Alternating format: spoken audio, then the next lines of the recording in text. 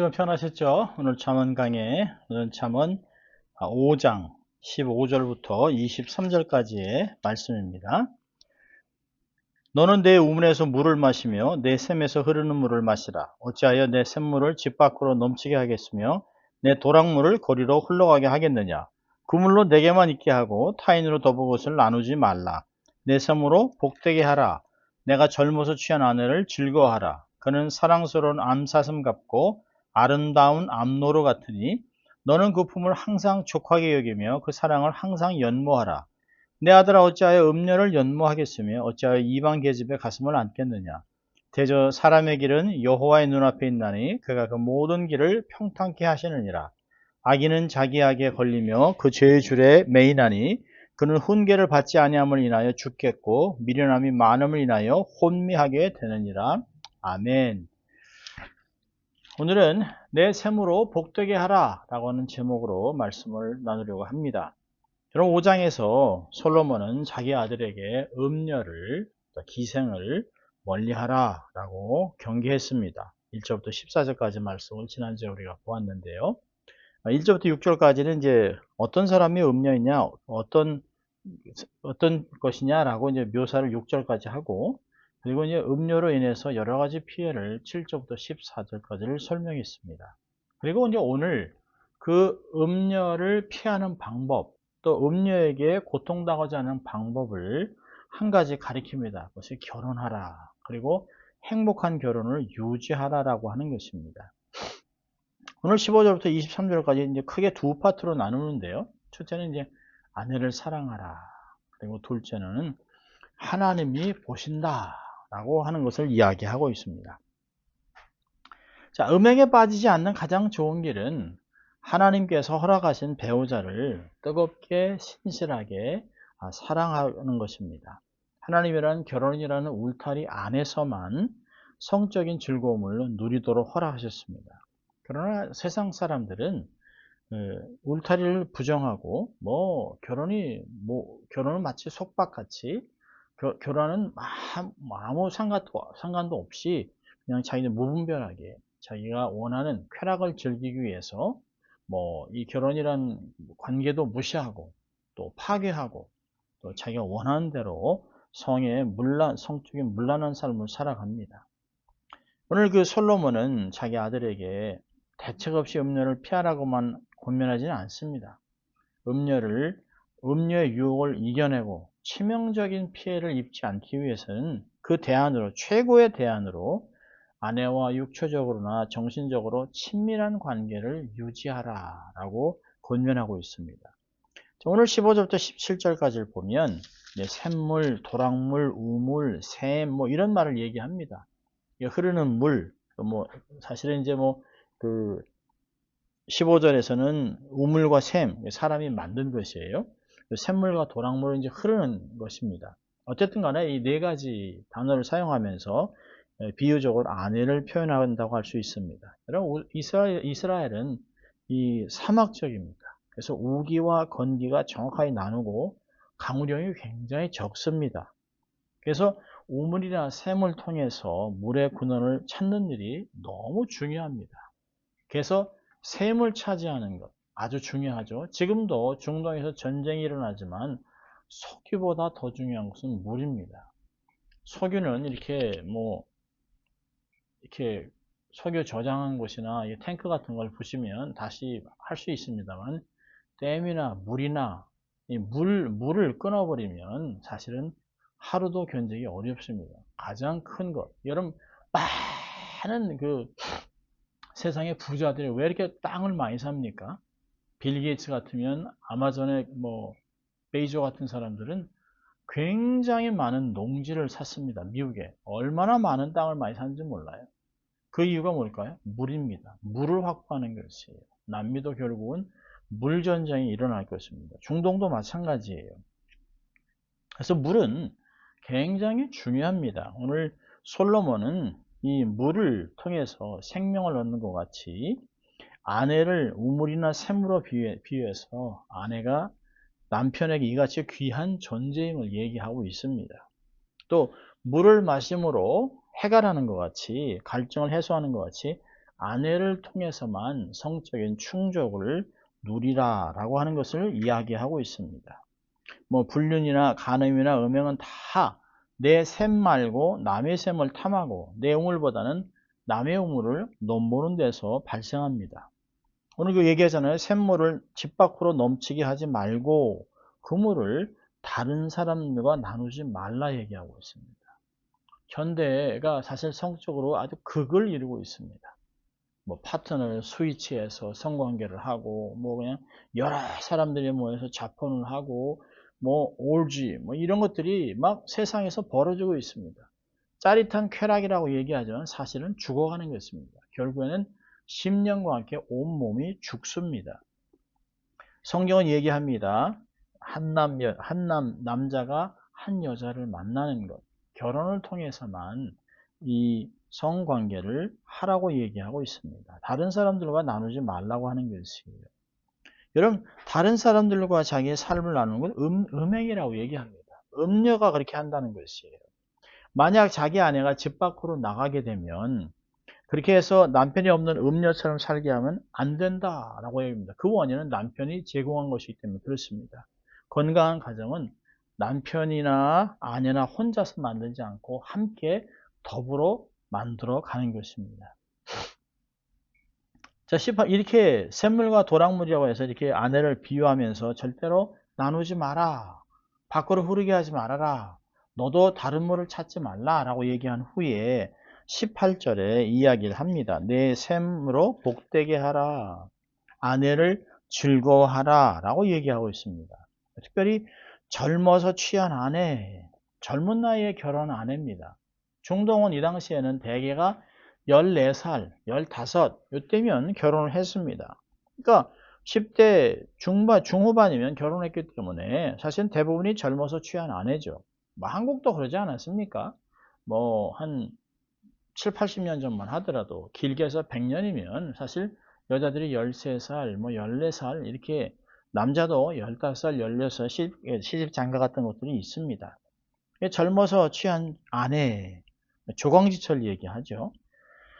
어려서부터 함께 고난도 겪고 어려움도 겪고 그러면서 성숙해진 사람이 이제 좀 나아졌다고 해서 힘들고 어려운 시간을 지냈던 그 아내, 이제는 한때는 젊었었지만 이제는 성숙해진 그런 여인을 버리지 말라는 것이에요.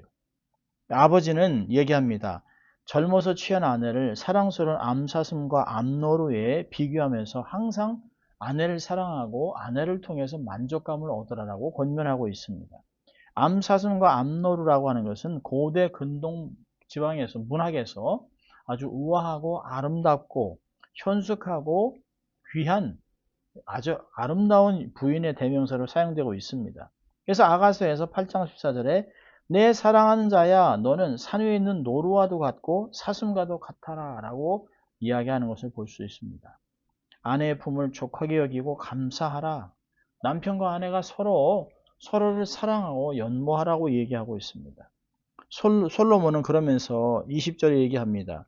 내 아들아 어찌하여 음녀를 연모하겠으며 어찌하여 이방 계집의 가슴을 안겠느냐. 어찌하여 네가 그렇게 젊을 때부터 취한 아름다운 여인, 한때 정말 암노루 같고 암사슴 같았던 그 여인, 네가 그렇게 사랑했던 여인을 버리고 음녀를 사랑하겠느냐. 말도 안 된다는 것이에요. 다그치면서 음녀 유혹과 위험에서 철저히 벗어나기를 한 번 더 명령합니다. 그러면서 21절부터 23절까지 하나님이 다 알고 있다는 걸 얘기합니다. 솔로몬은 교훈을 마무리하면서 음란과 간음이 하나님 앞에서 범죄하는 것이다 라고 얘기합니다.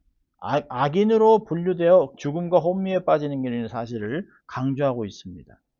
여러분 21절을 보면 대저 사람의 길은 여호와의 눈앞에 있나니 그가 그 모든 길을 평탄케 하시느니라.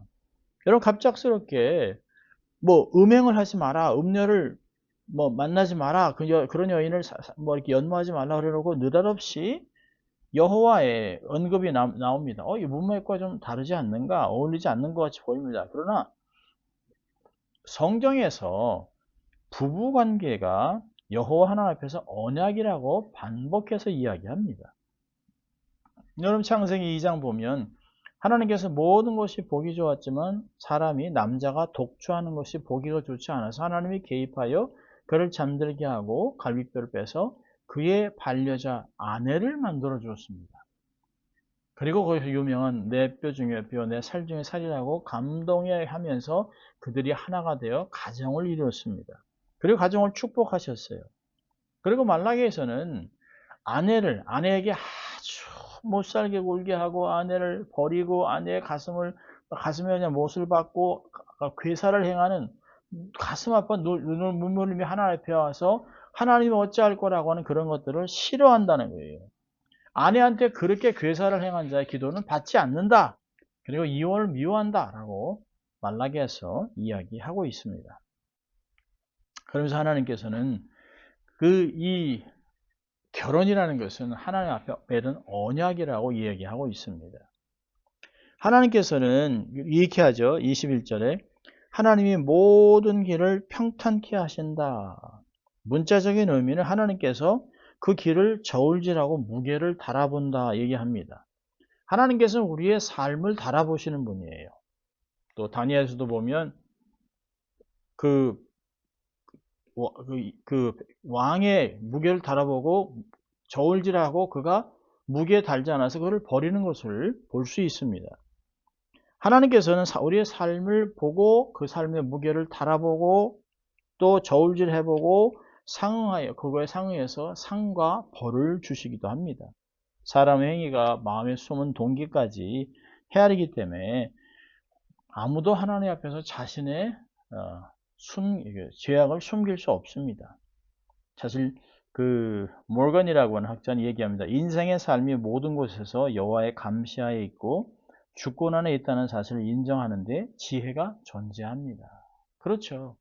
하나님이 내 삶을 불꽃같이 들여다보고 계신다라고 하는 의식이 나로 하여금 경건하게 하는 것이에요. 나로 하여금 지혜롭게 행하게 하는 것입니다.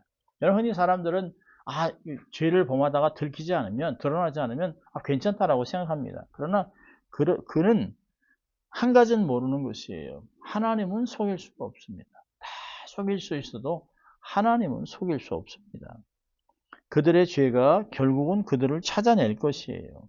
사도는 이 말씀의 의의를 몇 마디로 요약합니다. 히브리서 보면 13장 4절에 음행하는 자들과 간음하는 자들을 하나님께서 심판하시니라. 하나님 다 하시고 결국은 심판하실 것이라는 것이에요. 자, 그러면서 22절 23절에 악인의 최후를 얘기합니다. 악인은 자기 악에 걸리며 그 죄의 줄에 매이나니 그는 훈계를 받지 아니함으로 말미암아 죽겠고 심히 미련함으로 말미암아 혼미하게 되느니라. 악인의 경우 다른 사람에 의해서 죽는 것이 아니에요. 다른 사람 때문에 죄에 빠지는 것이 아닙니다. 자신의 정욕, 욕심, 우매함으로 이 쾌락을 즐기려는 그 욕심 때문에 결국에는 죄에 묶임을 당하는 것이에요. 악인이 덫에 걸리고 줄에 묶이는 비유는 마치 새가 여기 앞에 자기 앞에 이렇게 위험을 다 해놨는데도 불구하고 덫이 있는데도 불구하고 들어가는 것이 그러다 덫에 턱 걸리는 것이에요. 그러면 목숨을 잃을 것을 알면서도 글로 들어가는 것입니다. 그래서 잠언서 29장 보면 자주 책망을 받고도 자기 목을 곧게 하는 자는 결국은 훈계를 받지 아니하기 때문에 죽는 것입니다. 결혼의 울타리 밖에서 욕망을 채우는 것은 죄의 줄로 자신을 매는 어리석은 행위입니다. 사람들은 한 번뿐이라고 생각하지만 그렇지 않습니다. 이번 한 번만, 평생 자기는 깨끗하게 살았다라고 얘기해요. 한 번 실수하고 하죠. 아니요, 그렇지 않습니다. 그 한 번이 10번이 되고 10번이 100번이 되고 결국은 죄의 줄에 묶여서 헤어나지 못하는 것이에요. 23절에 죽겠고 이라고 하는 단어는 단순히 육체적인 죽음만이 아닙니다. 영적인 영원한 죽음, 심판을 포함하기도 합니다. 자, 오늘 본문을 통해서 한 두 가지 우리가 삶에 적용해 본 첫째는 뭐냐면 결혼의 언약을 기억하라는 것이. 여러분, 결혼이 그냥 자기들이 좋아서 이렇게 하는 것이 아닙니다. 성도들은 하나님과 많은 증인들 앞에서 언약을 세운 것입니다. 예수 그리스도의 이름으로 언약을 세웠어요. 그리고 우리가 믿는 것은 하나님이 나에게 가장 적합한 사람을 허락하신 것입니다. 우리가 가끔 아우 얘는 우리 복동이라고 얘기합니다. 자녀를 두고 아우 우리 복동이라고 얘기해요. 복동이라는 말은 아주 매우 귀중하고 우리의 삶이 아주 귀하다라고 얘기하는 말이죠. 그래서 아주 귀중한 사람, 복동이라고 얘기하는 사람은 사실은 자녀가 아니에요. 우리의 삶에 있는 정말 귀중한 복동이는 남편과 아내입니다. 여러분 남편과 아내보다 자식을 앞세우지 마세요. 어리석은 짓입니다. 아내와 남편이 더 귀한 것입니다. 자녀를 낳기 전에 남편을 만난 것이에요. 아내를 만난 것이에요. 그 상대방에게 언약을 맺고 살아가는 것입니다. 하나님이 허락하신 복이 바로 내 짝입니다. 여러분 잠언서 18장 22절에 아내를 얻은 자는 복을 얻고 여호와께 은총을 받은 자니라. 19장 14절은 집과 재물은 조상에게서 상속하거니와 슬기로운 아내는 여호와께로 말미암느니라. 하나님이 주신 것이에요. 전도서 9장 9절은요. 내 평생 헛된 평생의 모든 날, 곧 하나님이 헤아려서 내게 주신 모든 헛된 날에 사랑한 아내와 함께 즐겁게 살지어다. 이는 내가 일평생에 헤아려서 수고하고 얻은 분복이니라. 분복이에요. 하나님 주신 복이에요. 내게 주신 복입니다. 항상 기억해야 됩니다. 여러분 안타까운 것은 너무나 많은 우리 남자들이, 남편들이 아내를 함부로 취급하죠. 무책임하게 말을 하고 막 저주에 폭언을 하고 행동을 합니다. 자기의 아내에게 저주스러운 말하는 것을 두려워하지 않아요. 함부로 대합니다. 그러면서 보세요. 얼마나 많은 아내들이 정말 행복하지 못하고 정말 힘들고 눈물로 살아가는지 몰라요. 정말 피해자로 정말 이 결혼을 후회하며 자식 때문에 어쩔 수 없이 사는 그런 삶을 살아가게 해서는 안 되지 않습니까? 비참한 여인의 인생을 만들면 안 돼요. 우리 아내, 배우자를 하나님께서 우리에게 주신 복덩이로 여겨야 합니다. 여인도 마찬가지고 남편도 마찬가지입니다. 언약을 기억해야 되는 것이에요. 하나님이 내게 주셨기 때문에 귀하게 보는 것이에요. 하나님이 나를 귀하게 보는 것 같이 내 상대방도 나의 half, she is my half, he is my half라고 영어에서 얘기하잖아요. 나의 반쪽, 서로 하나가 되게 만들어주신 언약을 기억하라는 것이에요. 아내와 함께 있을 때 내가 온전한 것입니다. 자, 두 번째는 코람데오를 기억하는 거예요. 코람데오는 하나님 앞에 섰다. In the presence of God. 종교 개혁자들이 부르짖던 신앙 실천의 원리입니다. 모든 일을 하나님 앞에서라는 의식을 갖고 살아가는 것이에요. 여호와 앞에서 살아간다라고 하는 의식을 갖고 산다면 어떤 달콤한 말을 듣거나 이성을 마비시키는 유혹을 받더라도 우리는 극복할 수 있습니다. 반대로 우리가 유혹을 받아 실족했다면 그거는 바로 내가 하나님을 잊고 살았다는 것을 반증하는 것이에요. 하나님을 잊고 살았기 때문에 하나님을 의식하지 않았기 때문에 그런 일을 하는 것이에요. 다 보고 있는데 여러분 도둑질 하겠습니까? 다 보고 있는데 거짓말 하겠습니까? 모른다고 생각하니까 그렇게 하는 것이에요. 의식하지 않기 때문에 그런 것이에요. 요셉을 통해서 코람데오의 교훈을 배울 수 있습니다. 보디발 안의 유혹을 거절하는 요셉의 말에 이런 사상이 잘 나타나 있습니다. 그런즉 내가 어찌 이 큰 악을 행하여 여호와께 득죄하리까. 창세기 39장 9절 얘기합니다. 하나님이 불꽃 같은 눈으로 나를 보고 계시는데 내가 어떻게 사람 눈을 속인다고 넘어갈 수 있겠습니까? 나는 양심적으로 하나님의 임재 앞에서 하나님의 불꽃 같은 눈 앞에서 이 죄를 범할 수 없습니다. 라고 하면서 죄에서 도망가죠. 현장에서 도망갑니다. 떠납니다. 여호와 앞에서 나의 전 삶이 드러나는 것을 기억하는 것이에요. 그게 코람데오입니다. 하나님이 이 시간도 이 순간도 나를 보고 계신다. 나와 함께 하신다라고 생각하는 것입니다. 이것이 바로 하나님을 경외하는 것이고 하나님을 앞에서 경건하게 살아가는 삶의 자세입니다. 한 주간 살아가면서 결혼한 사람이라면 결혼한 상대방을, 배우자를 귀하게 여기고 사랑하고 하나님 앞에서 최선을 다하여 정말 검은 머리가 팥뿌리가 되도록 죽음이 우리를 갈라놓을 때까지 최선을 다해서 의지를 동원해 살아가는 것입니다. 여러분 감정은 오래 가지 않아요. 근데 여러분 감정도 의지를 동원해서 노력하면 감정이 다시 살아납니다. 그래서 많은 사람들이 그냥 정으로 살아가자라고 하죠. 그러서는 안 되는 것입니다. 날마다 새롭게 연습을 하고 점점 뜨겁게 따뜻하게 정말 아름다운 삶을 만들어가면서 성숙해 갈수록 나이가 들어가면서 얼굴은 쭈글쭈글하고 주름이 가지만 속사람이 날마다 새로워지면서 상대방의 아름다움을 볼 수 있는, 상대방을 멋지게 만들어주는 그런 상대방이 될 수 있기를 바랍니다. 그리고 하나님을 의식하며 살아가며 행복한 가정을 통하여 주위에 많은 사람들에게 덕을 끼치고 무엇보다 자녀들에게 거룩한 결혼의 아름다운 모습을 증거하는 여러분 될 수 있기를 주의 이름으로 축원합니다. 기도하겠습니다. 하나님 아버지 감사합니다.